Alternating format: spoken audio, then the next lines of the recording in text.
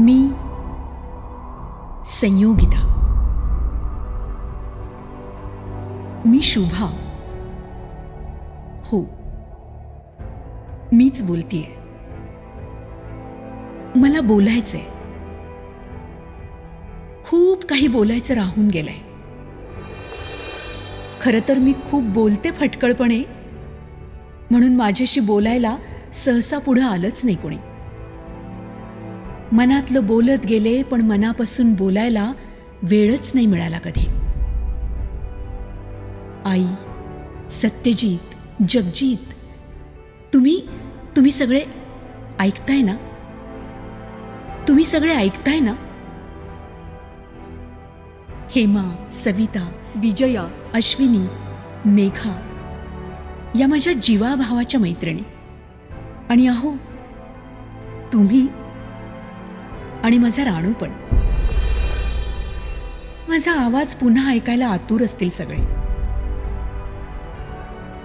आज मी बोलतीये माझ्या आवाजातनं नव्हे, फक्त माझ्या भावनांच्या मधनं.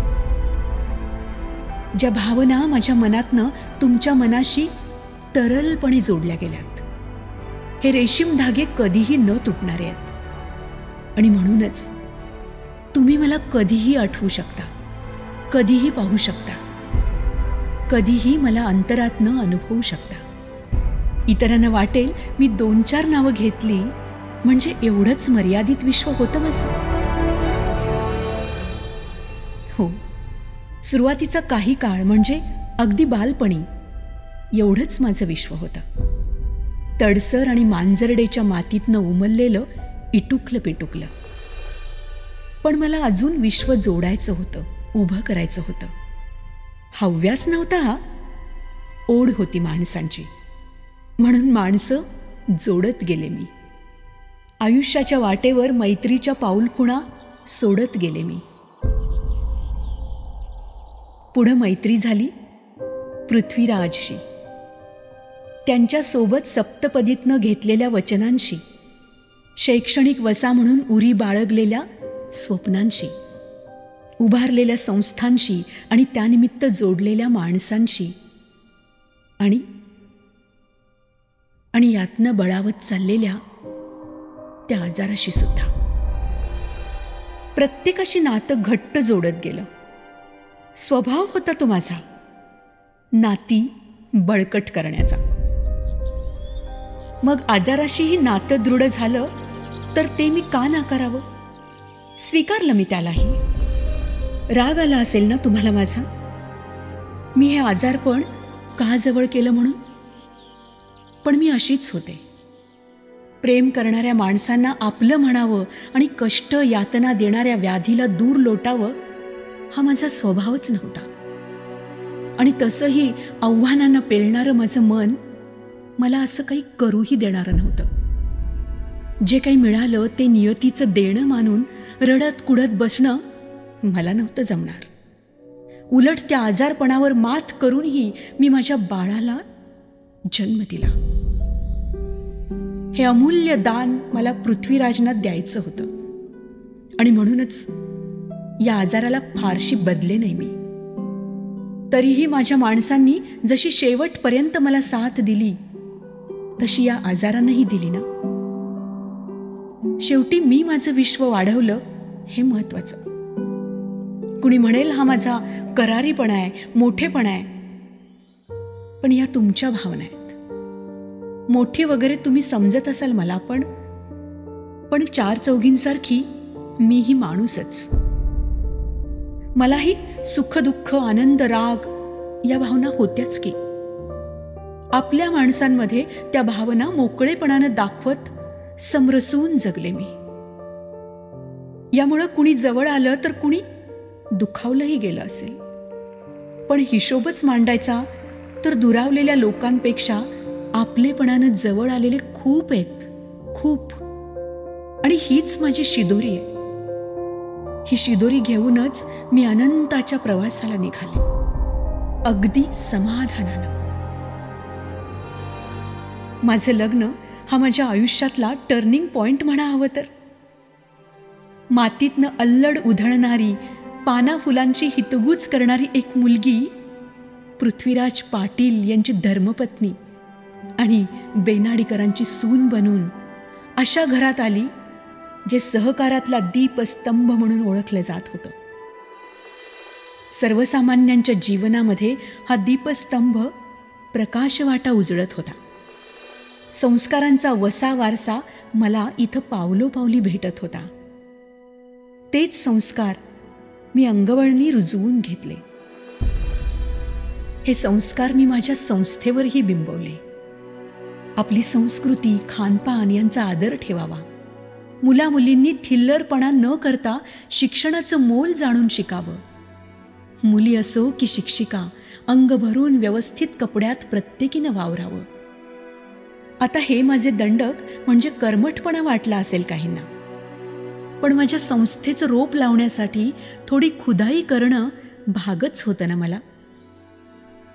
इथं ज्ञानानं समृद्ध मूर्त्या घडण्यासाठी थोडे टाकीचे घावही घालावे लागतच होते. लग्नाचे काही दिवस आधी माझे सन्माननीय सासरे खासदार गुलाबराव पाटील यांचं निधन झालं होतं. पृथ्वीराज एका फार्मसी कॉलेजमध्ये प्राध्यापक. पण लग्नानंतर त्यांनी वडिलांच्या नावे शैक्षणिक संकुल उभारण्याचा निर्णय घेतला आणि मीही या निर्णयामध्ये पटकन सहभागी झाले. चाकोरीबद्ध वाटेवरनं चालण्यापेक्षा स्वतःची वाट स्वतः निर्माण करणं हेच खरं जगणं असतं ना. विश्वकर्म्याच्या हातोटीनं पृथ्वीराजनी लीलया हे संकुल उभं केलं. पण पुढं चालणाऱ्या व्यक्तीच्या कर्तृत्वातनं वाढणारा पसारा त्याच्या पाठीशी असणाऱ्या अर्धांगिनीला सांभाळावा लागतो. आणि हे आव्हान मी आनंदानं स्वीकारलं. Homeopathy college, pharmacy, nursing, DEd, BEd, MEd college असा विस्तार होत गेला आम्ही रचलेल्या त्या स्वप्नांचा. याच काळात केम्ब्रिज या स्कूलचं रोपटही लावलं गेलं. केम्ब्रिजची पूर्ण धुरा पृथ्वीराजनी माझ्यावर सोपवली. मी ही बदलत्या काळाची पावलं ओळखून हे रोप वाढवत गेले. सांगली मिरजेत प्ले स्कूलची संकल्पना पहिल्यांदा राबवण्याचा बहुमान मला मिरवता आला. इथं CBSE पॅटर्न राबवला जावा हा प्रस्ताव मीच पृथ्वीराज यांच्या पुढे ठेवला होता. मला इथल्या विद्यार्थ्यांचा उद्याचा काळ समृद्ध बनवायचा होता. हे भव्य कुटुंबच होतं माझं. कधी कामवाली आली नाही तर इथल्या हॉस्टेलच्या मुलींसाठी, मुलांसाठी अगदी शेकडो पोळ्या एकटीनं लाटायचं कामही मी माझ्या शिरावर घेतलंय. तेही आजाराचा पिच्छा माग असताना. आनंद वाटायचा मला हे सगळं करताना. मृत्यू पाठशिवणीचा खेळ करत होता. आणि त्यालाही सांगितलं मी, तुला पाठ दाखवून नाही पळणार मी. माझा स्वभाव नाही तो. अरे पण थोडं थांब. हे जे विश्व उभं केलंय त्याचं औपचारिक अनावरण होऊ दे, मग मी मरायला मोकळी. आणि उजाडला तो दिवस. माननीय मुख्यमंत्री पृथ्वीराज चव्हाण साहेब उद्घाटनाला आले. त्या दिवशी मृत्यू ठाणच मांडून बसला होता समोर. पृथ्वीराजने आग्रह केला कार्यक्रमाला चल म्हणून. मी म्हटलं चला पुढं, मी येतेच. सगळे गेले तिकडं आणि मी मात्र वाट धरली हॉस्पिटलची. उद्घाटन सोहळा संपन्न झाला आणि माझं स्वप्न पूर्ण झालं. आणि त्याच मध्यरात्री मी समाधानानं डोळे मिटले. सौभाग्याचं लेणं माथ्यावर कायम ठेवून निरोप घेतला सगळ्यांचा. पण तरीही मी निघून गेले असं नका समजू. कुठे जाणार होते मी हे जग सोडून, हे माझं जग सोडून, माझी सगळी जीवाभावाची माणसं सोडून. तुम्ही तसं समजताय, पण मी खूप रमली इथं. त्या प्रत्येक कणाकणात भरलाय माझा श्वास, माझं काम. सप्तपदी चालताना पृथ्वीराजना दिलेलं शाश्वत सोबतीचं वचन मी निभावतेय अखंडपणे, माझ्या संसारासाठी, माझ्या राणूसाठी.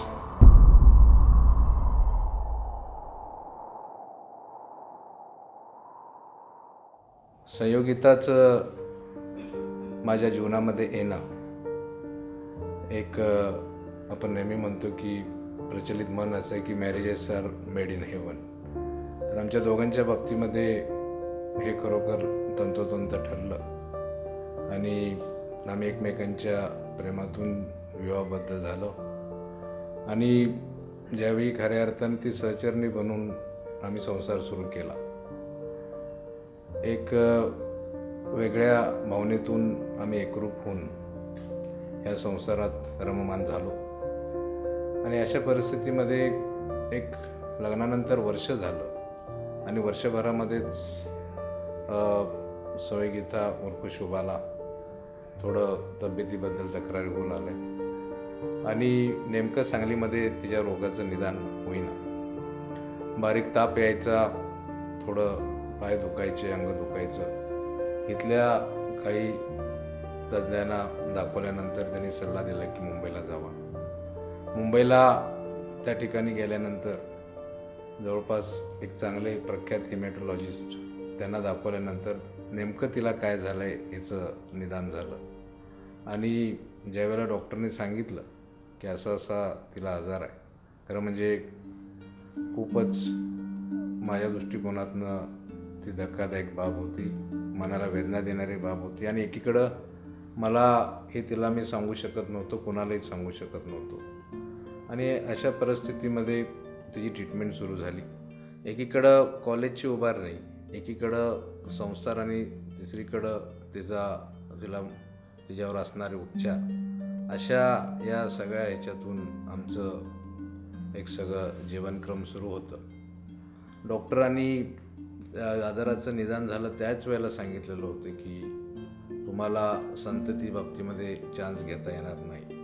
आणि एक मोठा धक्का आम्हाला त्यावेळी दोघांना होता. परंतु का कुणास ठाऊक, एक आमच्या बेनाडीकर घराण्याची पुण्याई असेल, आईवडिलांची पुण्याई, परमेश्वरांचे आशीर्वाद, अशा वेळेला पाठीशी खरं म्हणजे परमेश्वर धावून आला. आणि ज्या डॉक्टरांची आम्ही ट्रीटमेंट घेत होतो त्या डॉक्टरांनी सांगितलं की ह्या ट्रीटमेंटमुळं तुम्ही जे सातत्यानं एक रेग्युलर ट्रीटमेंट घेतले त्यामध्ये बऱ्या अंशी हा आजार आता कंट्रोलमध्ये झाला आहे आणि तुम्हाला एक संततीचा निश्चितपणानं चान्स घ्यायला हरकत नाही.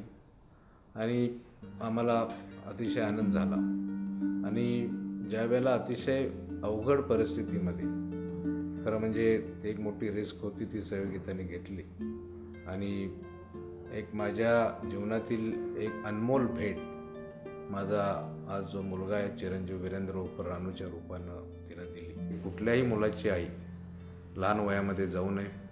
वीरेंद्र तर फक्त 8वीला होता. अशा वेळेला माझ्या मा आहेत, त्या वीरेंद्रच्या आजी आहेत, त्या इथं मिरजेला राहायला आल्यामुळं खऱ्या अर्थानं वीरेंद्र सावरला. तिची आत्या उज्ज्वला, ती माझी अक्का, ती असल्यामुळं असेल, ह्या सर्वच ह्याच्यामुळं वीरेंद्र ते दुःख थोडं विसरून हे करू लागला. परंतु निश्चितपणानं मला त्याच्या मॅच्युरिटीबद्दल सांगायला लागेल की मला आज ती जरी नसताना आज तो ज्या पद्धतीनं माझ्याकडं लक्ष ठेवून आहे, माझी तो ज्या पद्धतीनं काळजी घेतो आहे, ही निश्चितपणानं शुभानं केलेले संस्कार आणि देण आहे. मी एक खऱ्या अर्थानं माझा एकही दिवस जीवनातील असा जात नाही की तिची आठवण कधी झाली नाही. खरं म्हणजे एक तिची पहिल्यापासून धारणा होती की शाळा ही नुसती शाळा असू नये. तिनं शाळा सुरू करत असताना, सुरू झाल्यानंतर निश्चितपणानं तिच्या मनातली शाळा ती असावी या दृष्टिकोनातनं पहिल्यापासूनच तिनं प्रयत्न केले. आणि तिचा एक निश्चितपणानं ह्या ठिकाणी इंग्रजी शाळा असताना देखील ही शाळा इंग्रजी शाळा जरी असली तरी तिला विशेषतः त्या शाळेमध्ये आपली भारतीय संस्कृती असावी, आपले चांगले जे संस्कार आहेत ते संस्कार लहानपणापासूनच मुलांवर बिंबवावेत या दृष्टिकोनातनं तिने सुरुवातीपासून केलेले प्रयत्न आणि विशेषतः तिच्या अंगामध्ये असलेली शिस्त आणि नीटनेटकेपणा, एक शाळेच्या बाबतीमध्ये असलेली आणि मुलांच्या बाबतीमध्ये विशेषतः असलेले प्रेम, याचा सगळा परिपाक म्हणजे ह्या केम्ब्रिज स्कूलचं नाव अल्पावधीमध्ये मिरजेमध्ये झालं. शाळा ही केवळ शाळा असू नये, तर ते सरस्वतीचे मंदिर बनावे, समाज मंदिर बनावे असा तिचा शाळेबद्दल दृष्टिकोन होता आणि शिक्षकांनी तशीच शाळा घडवावी याबद्दल ती आग्रही होती. तिनं दाखवलेला मार्ग, तिनं पाहिलेली स्वप्न पूर्ण करण्याच्या दृष्टिकोनातनं वाटचाल करणं हीच आपल्या आणि माझ्या दृष्टिकोनातनं खरीच राजधानी ठरली. शुभांगी, तू नावाप्रमाणे होतीस. दीदी, तू काय नव्हतीस. तू लक्ष्मी, सरस्वती, दुर्गा, अन्नपूर्णा, कर्तव्यदक्ष गृहिणी, आदर्श आई. दातृत्व तुझ्या रक्तातच होते. आदर्श जोडीदारीन तर होतीस, पण सर्व कुटुंबाशी मन मिळावू हे सारं तुझ्यात होतं. पण परमेश्वर तुला सगळ्या बाबतीत प्रसन्न झाला, पण आयुष्य देताना त्याला विसर पडला असावा. सुगंधी फुलांना आयुष्य कमी असतं, तसं तुझं झालं. तू आजारपणातही कधी मी खचलेली पाहिली नाही तुला. तू साक्षात गीता जगलीस. काय करीत नव्हतीस, कर्तव्य तर तू पार पाडलीसच, ती पण तत्वाला धरून. सौभाग्यतेचे लेणं धारण करून गुपचूप आम्हा सर्वांचा तू निरोप घेतलास. एवढ्या लहान वयात तू अमर्याद कमवलंस. सासर माहेरचं नाव तू उंचावलंस आणि आम्हा सर्वांना धन्य केलंस. म्हणूनच तुला हा अश्रुपूर्ण अखेरचा सलाम. I have been working here since 2001.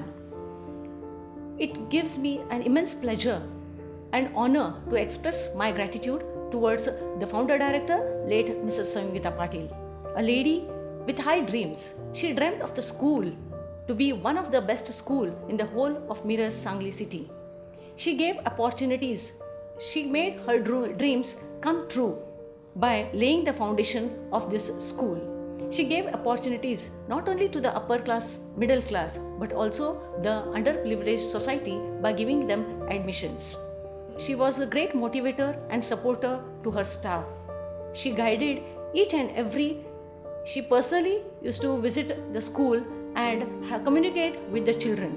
Now, Madam is not amongst us physically, but she has lit a lamp of education in my heart, and I will never forget her in my life. Today, wherever I stand or however successful I am, it is only because of her. So I pray to God, may her soul rest in peace, and may her blessings shower on me and our school. Who says that Madam is not amongst us today? Her blissful soul, her dreams, her visions, her aspirations all dwell in the Cambridgian atmosphere even today and will continue being a constant inspiration for all of us. Madam was indeed a great, a graceful and an elegant lady with a tough character blended with affection for all of us. Madam was a walking, talking university of GPMT who has carved the real statues of the institution. As a student of Cambridge, I believe that Madam was an awesome, enchanting personality with God-gifted values in her, which she used effectively to make this institution and bring it to a platform where it is today. She will remain as an eternal pride forever amongst all the GPMTians. The only thing we all regret is that why did God take away her so soon from us? This was really very sad and that made us all stand still. I am fortunate enough to have passed my standard 10 from this institution, and I secured 98.6% in my 10th standard, securing the first place in the Kolhapur Divisional Board. I am sure that if Madam would have been with us today, she would have been extremely happy knowing this.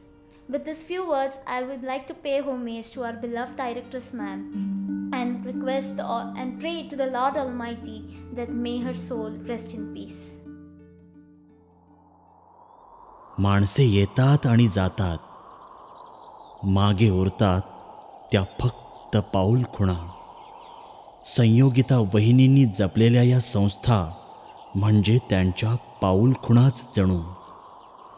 या रूपाने वहिनींचा श्वास इथेच गुंतला आहे, सदैव आपल्यासोबत.